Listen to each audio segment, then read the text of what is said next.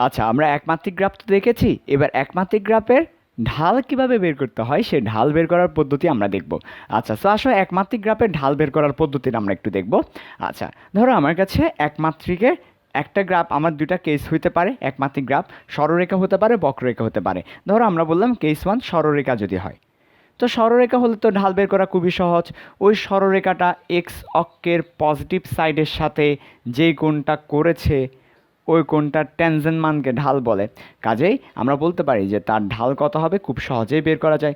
ঢাল হচ্ছে এক্স অক্ষের পজিটিভ সাইডের সাথে যে কোণ করে তার ট্যানজেন্ট মান। তাহলে এখানে থিটাকে ওই যে ওই সরলরেখা এক্স অক্ষের পজিটিভের সাথে যে কোণ করেছে ওই সরলরেখা এক্স অক্ষের ধনাত্মক দিকের সাথে, এটা মাথায় রাখতে হবে কিন্তু, যে ধনাত্মক দিকের সাথে এক্স অক্ষের ধনাত্মক দিকের সাথে যে কোণ করেছে। আচ্ছা, অনেক সময় দেখা যায় আমাকে কোণ দেওয়া নাও থাকতে পারে, তখন আমি কিভাবে ঢাল নির্ণয় করতে পারি? আচ্ছা, যদি আমাকে কোনো কোণ দেওয়া না থাকে তখন সেক্ষেত্রে আমরা জানি ট্যান থিটা মানে লম্ব বাই ভূমি। সো এটা হচ্ছে আমার লম্ব, কোণের বিপরীত বাহুকে আমরা লম্ব বলি, আর সাথের বাহুকে আমরা ভূমি বলি, হাইট আর বেস। তাহলে সেক্ষেত্রে আমরা বলতে পারি tan theta is equal to লম্ব ডিভাইডেড বাই ভূমি। ঠিক আছে, হাইট ডিভাইডেড বাই বেস। আচ্ছা, এভাবে করেও আমরা, আমাকে যদি হাইট এবং বেস দেওয়া থাকে, লম্ব এবং ভূমি দেওয়া থাকে, তাহলেও কিন্তু আমরা ঢাল বের করতে পারি। তো এটা আসলে খুবই ইম্পর্ট্যান্ট, ট্যান থিটা অথবা হচ্ছে লম্ব বাই ভূমি দিয়ে ঢাল বের করা, যদি আমার কাছে সরলরেখা থাকে। তো এখানে একটা খুবই ইম্পর্ট্যান্ট লাইন হচ্ছে এটাই, যে সরলরেখা এক্স অক্ষের পজিটিভ সাইডের সাথে কোণ নিতে হবে। কারণ অনেক সময় এখান থেকে তোমার এমনভাবে প্রশ্ন দেয় আমরা ভুল করে ফেলি। চলো আমরা একটা ম্যাথ দেখি এই জায়গা থেকে। চলো একটা ম্যাথ দেখলেই আসলে ক্লিয়ার হবে। মনে করো আমার এই পাশে দেওয়া আছে ভ্যালোসিটি ভি আর এই পাশে দেওয়া আছে টাইম টি। আচ্ছা, সো এর পরবর্তীতে আমাকে প্রশ্ন করেছে কি জানো? এর পরবর্তীতে আমাকে এই ধরনের একটা গ্রাফ দিয়ে প্রশ্ন করেছে, এই ধরনের একটা গ্রাফ দিয়ে প্রশ্ন করেছে। আচ্ছা, এখানে আমরা অ্যাক্সিলারেশন দিই, অ্যাক্সিলারেশন দিল আর এখানে টাইম দিল। এরপর এই ধরনের একটা গ্রাফ দেওয়ার পরে আমাকে কি করেছে জানো? আমাকে এই কোণটা দেওয়া আছে, এই কোণটা দেওয়া আছে হচ্ছে 30 ডিগ্রি। কত দেওয়া আছে? এই কোণটা 30 ডিগ্রি দেওয়া আছে। এরপর আমাকে বলেছে আচ্ছা, আমি তো প্রথমে টিকি দিয়েছিলাম, সরি, এটা ভ্যালোসিটি ভি হবে। আচ্ছা, এবার আমাকে প্রশ্ন করেছে ত্বরণ কত বের করতে, ত্বরণ কত। আচ্ছা, ত্বরণের মানটা বের করতে বলেছে। অ্যাক্সিলারেশন কত, ফাইন্ড আউট অ্যাক্সিলারেশন। তো আমরা জানি যে এই গ্রাফে দেখো তোমার ঢাল কি নির্দেশ করছে, del v by del t, অর্থাৎ অ্যাক্সিলারেশন নির্দেশ করছে। তাহলে এই গ্রাফের ঢাল হচ্ছে অ্যাক্সিলারেশন নির্দেশ করতেছে, ডেল ভি ডেল টি সমান হচ্ছে ঢাল। তো এই গ্রাফের ঢালটা কত? এই গ্রাফের ঢালটা আমরা কীভাবে বের করতে পারি? আমাকে অ্যাঙ্গেল দেওয়া আছে, অ্যাঙ্গেল যদি দেওয়া থাকে তাহলে ট্যান টিটা দিয়ে ঢাল বের করবো। আর যদি আমাকে হাইট এবং বেস দেওয়া থাকে, লম্ব এবং ভূমি, তাহলে আমরা ওইটা দিয়ে করবো। অ্যাঙ্গেল দেওয়া আছে, কাজে আমার ঢাল হবে ট্যান টিটা। এখন টিটা অনেকেই আমরা বসাই দিব 30 ডিগ্রি, এমন তোমাদের অ্যান্সারটা ভুল হবে, কারণ এখানে ট্যান টিটা 30 ডিগ্রি নয়, টিটা কি নয়, এখানে টিটা 30 হবে না। কারণ আমাদের টিটার যে পরিচয় ছিল, বেসিক ছিল, সেটা কি ছিল? ওই সরলরেখা এক্স অক্ষের ধনাত্মক দিকের সাথে যে কোণ করবে, তাহলে এক্স অক্ষের ধনাত্মক দিক কিন্তু এই যে এটার সাথে কোণটা নিতে হবে, এক্স অক্ষের ধনাত্মক দিকের সাথে। তুমি যে কোণটা নিয়েছো এটা এক্স অক্ষের ঋণাত্মক দিকের সাথে। ভাইয়া কেমনে বুঝবো ঋণাত্মক দিকের সাথে? ওকে, ভালো কথা। আমরা অনেক সময় বুঝতে পাই না যে কোনটা এক্স অক্ষের ধনাত্মক দিক আর কোনটা এক্স অক্ষের ঋণাত্মক দিক। দেখো, এই সরলরেখা না, এই সরলরেখার এই সাইডটা হচ্ছে ডান সাইড। তাহলে সরলরেখার একটা হচ্ছে ডান সাইড, এই যে সরলরেখাটা, এটা হচ্ছে ডান সাইড সরলরেখার। আর সরলরেখার এই সাইডটা হচ্ছে বাম সাইড, এটা হচ্ছে বাম সাইড সরলরেখার। তাহলে এটা হচ্ছে বাম সাইড। এই সরলরেখার ডান সাইডটাকে বলি পজিটিভ সাইড, আর সরলরেখার ডান সাইডটাকে বলি নেগেটিভ সাইড। এমন না যে মূল বিন্দুর ডান দিকে, মূল বিন্দুর বাম দিকে, এটা না। মূল বিন্দুর ডান দিকে, মূল বিন্দুর বাম দিকে, এটা না। তাহলে তো এটাও মূল বিন্দুর ডান দিকে প্লাস আছে, এটাও প্লাস আছে, এরকম না। বলছে যে সরলরেখাটার ডান সাইডে থাকতে হবে, তাহলে হচ্ছে এক্স অক্ষের ধনাত্মক দিক, আর সরলরেখাটার বাম দিকে হলে এক্স অক্ষের ঋণাত্মক দিক। তো আমরা কোনটা নিতে হবে? ওই ডান দিক থেকে, নট বাম দিক থেকে। বাম দিক থেকে কোণ নেওয়া যাবে না, ডান দিক থেকে নিতে হবে। তাহলে আমার ডান দিক থেকে কোণ নিলে আমার এটা কত আসে? আমার এটা আসে ট্যান 150 ডিগ্রি, কারণ এটা 30 হলে বাকিটা 150। এটাই হবে আমার অ্যান্সার, ট্যান 150 ডিগ্রি। তাহলে আমার সরলরেখা এক্স অক্ষের ধনাত্মক দিকের সাথে বলতে বোঝাচ্ছে ওই সরলরেখার কোন সাইডটাকে নিতে হবে অলওয়েজ? ওই সরলরেখার ডান সাইডটাকে নিতে হবে অলওয়েজ। অনুরূপভাবে যেমন আমরা যদি বলি, আরেকটা অঙ্ক যদি এভাবে দেয়, আরেকবার ভালো করে খেয়াল করো, এই কনসেপ্টটা আরেকটু ক্লিয়ার করে দিই তোমাদেরকে। দেখো, যদি আমার এমন থাকে, এই যে এই ধরনের সরলরেখা আছে, তাহলে এটা একটা সরলরেখা, তাহলে এটা হচ্ছে তার ডান সাইড, তাই না? এটা তার ডান সাইড, তো ডান সাইড মানে এটা পজিটিভ সাইড। এখন আমরা এই কোণটা নিই, তাই না? আমরা অনেক সময় দেখা যায় এই কোণটা নিয়েছি, তাহলে এটা ডান সাইড, পজিটিভ সাইড। আমি যদি এই কোণটা নিই তাহলে এটা হবে বাম সাইড, মানে নেগেটিভ সাইড, তাহলে হবে না, এই কোণটা নেওয়া যাবে না, সবসময় ডান সাইড নিতে হবে। এটাই হচ্ছে এক্স অক্ষের ধনাত্মক দিকের বেসিকটা ছিল। আচ্ছা, ঠিক আছে, ওকে, তাহলে গেল। এবার আসো কেস টু। এবার আসো কেস টুতে আমরা দেখবো খুব ইম্পর্টেন্ট খুব ইম্পর্টেন্ট কেস টু এর বেসিকটা দরকার। আচ্ছা চলো এবার কেস টু এর বেসিকটা দেখি। আচ্ছা কেসটা হচ্ছে বক্ররেখা যদি থাকে আমার কাছে তাহলে আমরা কি করব, সরলরেখাটা তো দেখলাম, এবার যদি বক্ররেখা থাকে আমার কাছে, ঠিক আছে, গ্রাফটা যদি হয় আমার কার্ভ লাইন, বক্ররেখা যদি হয় কার্ভ হয়, তাহলে আমরা কি করতে পারি, চলো দেখি তাহলে আমরা কি করতে পারি। এই যেটা ভালো করে খেয়াল করো, তখন আমরা কি করতে পারি, এটা হচ্ছে ভ্যালোসিটি, এটা হচ্ছে টাইম, মনে করো একটা গ্রাফ আছে বক্ররেখা। এখন বক্ররেখার এক এক বিন্দুতে ঢাল এক এক রকম, তাই না, বক্ররেখার এক এক বিন্দুতে ঢাল হচ্ছে এক এক রকম। সো বক্ররেখার এক এক বিন্দুতে ঢাল এক এক রকম হয়, আমাকে বলে দিতে হয় যে কোন বিন্দুতে ঢাল বের করছি।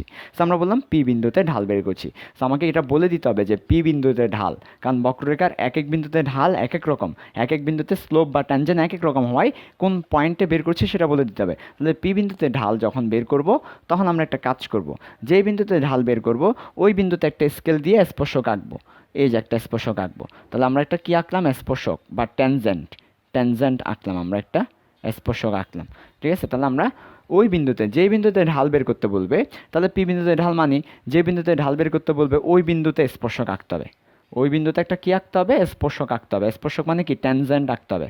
ওই বিন্দুতে একটা ট্যানজেন্ট যদি আমি আঁকি তাহলে হচ্ছে এর পরবর্তীতে ওই ট্যানজেন্টটা এক্স অক্ষের পজিটিভ সাইডের সাথে বা ডান সাইডের সাথে যে কোণটা উৎপন্ন করেছে সেটা ট্যানজেন্ট মানকে আমরা ঢাল বলি। তাহলে ট্যান টিটা, ওই যে স্পর্শকটা, তাহলে এই টিটাটা কার সাথে কোণ, এক্স অক্ষের ডান সাইডের সাথে মানে ধনাত্মক দিকের সাথে স্পর্শকের কোণ, কিন্তু এটা বক্ররেখার কোণ কিন্তু নয়, এটা স্পর্শকের কোণ। তাহলে টিটার পরিচয়টা কি, টিটার পরিচয় হচ্ছে যেই বিন্দুতে ঢাল বের করতে বলবে ওই বিন্দুতে স্পর্শক আঁকার পরে ওই স্পর্শকের সাথে এক্স অক্ষের ধনাত্মক দিকের কোণটা হচ্ছে ট্যান টিটা। অথবা যদি এটা দেওয়া না থাকে তাহলে আমরা অনুরূপভাবে বলতে পারি লম্ব বাই ভূমি, এটা দিয়েও আমরা বলতে পারি ট্যান টিটা অথবা লম্ব বাই ভূমি। আচ্ছা, তো অনেক সময় দেখা যায় যে আমার স্পর্শক দেওয়া থাকে না, অনেক সময় আমাকে স্পর্শক দেওয়া থাকে না, তখন আমরা কীভাবে বের করবো, আরেকটা মেথড আছে বক্ররেখার ঢাল বের করার। একটা মেথড হচ্ছে আমরা সরলরেখার ক্ষেত্রে যেভাবে করেছি সেভাবে স্পর্শক দিয়ে করব। আরও একটা মেথড আছে যে সরলরেখা স্পর্শক না এঁকেই এই অঙ্কটা করা যায়। সেই মেথডটা কি, ভালো করে খেয়াল করো।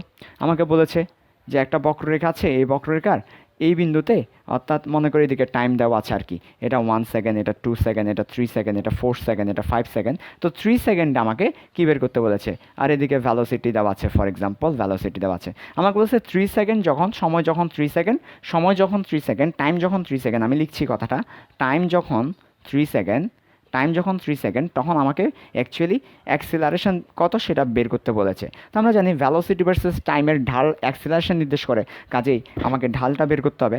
আচ্ছা, তো একটা জিনিস তোমাদেরকে আগেই বলেছিলাম যে আমাদের যে ডিফারেন্সিয়েশনটা আছে সেই ডিফারেন্সিয়েশনটা কী করে, আসলে ডিফারেন্সিয়েশনটা হচ্ছে বক্ররেখার ঢাল বের করে দেয়। তোমাদেরকে আগেই বলেছি কোনো একটা বক্ররেখার ঢাল নির্ণয়ের যে একটা পদ্ধতি সেটা হচ্ছে ডিফারেন্সিয়েশন। সো আমরা চাইলে ডিফারেন্সিয়েশন করে সেটা বের করতে পারি। সেজন্য আমাকে একটা জিনিস গিভেন দেওয়া থাকতে হবে।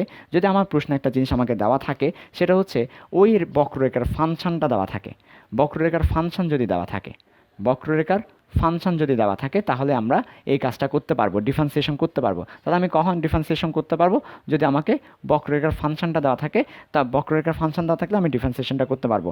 ফর এক্সাম্পল আমাকে মনে করো বক্ররেখার ফাংশনটা দিয়ে দিছে যে ভিটি সমান হচ্ছে টি স্কোয়ার, অর্থাৎ বেগের ফাংশনটা হচ্ছে টি স্কোয়ার, এটা বলে দিছে যে আমার বেগের ফাংশন, অর্থাৎ বেগের ফাংশন বলতে কী বোঝায়, বেগ তো সময়ের উপর ডিপেন্ড করছে, তাই না, সময়ের উপর ডিপেন্ড করে যাচ্ছে।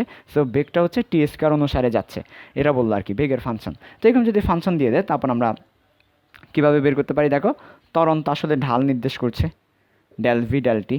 তো তোমাদেরকে বলেছিলাম ডিফারেন্সিয়েশন আসলে আমরা এটাকে লিখি কি, ডিভিডিটি, ডিফারেন্সিয়েশন, তাহলে ডিডিটি অফ ভি। তো এখন ভি এর ফাংশনটা বসাও, ভি এর ফাংশন কত ছিল, ভি এর ফাংশন যদি বসাই তাহলে ভি এর ফাংশন ডিডিটি, ভি এর ফাংশন হচ্ছে টি স্কোয়ার। দেখো ভি কী দেওয়া আছে, ভি এর ফাংশন দেওয়া আছে টি স্কোয়ার, এই যে ভি এর ফাংশনটা বসাই দিতে হবে। তাহলে আমরা ডিফারেন্সিয়েশন করলে 2t পাই। তো আমাকে এই যে 2t পেলাম, এটা হচ্ছে জেনারেল ঢাল।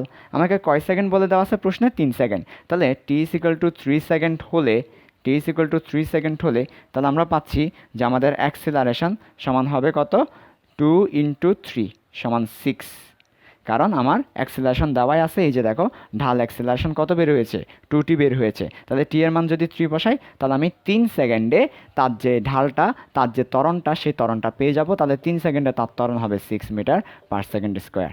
বুঝতে পেরেছি? তাহলে আমার যখন আমাকে একটা ফাংশন দেওয়া থাকবে তখন আমরা ডিফারেন্সিয়েশন করে ঢাল বের করতে পারি, কারণ আমরা জানি কোনো একটা বক্ররেখার ঢাল আসলে কি, বক্ররেখার ঢাল ডিফারেন্সিয়েশনটাই নির্দেশ করে। তাহলে ডিফারেন্সিয়েশন করলে বক্ররেখার ঢাল পাওয়া যায়। কাজে আমাদের যদি একটা কার্ভ ফাংশন দেওয়া থাকে, বক্ররেখার ফাংশন দেওয়া থাকে, আমরা ডিফারেন্সিয়েশন করবো সেটা বের করতে পারি। কিন্তু সরলরেখা দেওয়া থাকলে আসলে ডিফারেন্সিয়েশন করার দরকার পড়ে না, এমনি সহজে বের করে ফেলা যায়। ঠিক আছে? তারপর সরলরেখা দিলেও সেটাও করতে পারি, সরলরেখার ক্ষেত্রে কিন্তু ডিফারেন্সিয়েশন করা যাবে। ঠিক আছে? সেম রেজাল্ট আসবে আর কি। তাহলে আমরা ডিফারেন্সিয়েশন দিয়েও ঢাল বের করতে পারি, সেটা দেখালাম আর কি। দেখো এরকম একটা ফাংশন দেওয়া আছে, তারপর বলছে এত সেকেন্ডে ঢাল কত বা এত সেকেন্ডে ত্বরণ কত। তাহলে আমরা কি করলাম, যে আমরা জানি যে ভ্যালোসিটি ভার্সেস টাইম ত্বরণ বোঝাই, তারপর আমরা লিখলাম ত্বরণ মানে ঢাল, ঢাল মানে ভ্যালোসিটি ভার্সেস টাইম, তাহলে ডিভিডিটি, তারপর আমরা ডিফারেন্সিয়েশন করে সেটা বের করেছি। তো এই ছিল মোটামুটি আমাদের একমাত্রিক গ্রাফ। একমাত্রিক গ্রাফ থেকে খুব বেশি প্রশ্ন আসে না, একমাত্রিক গ্রাফ থেকে শুধু বলে যে এটা আসলে কী নির্দেশ করে, সেটা যেটা আমরা আমাদের প্রথম পর্বে দেখাইছি। এর পরবর্তীতে দ্বিমাত্রিক গ্রাফও দেখলাম। তো এই ছিল মোটামুটি গতির গ্রাফ। ঠিক আছে? Graph of motion, graph of motion আলহামদুলিল্লাহ মোটামুটি পরীক্ষা আসলে আমরা অ্যান্সার করতে পারবো, এই আর কি। গতি গ্রাফটা এটুকুই ছিল।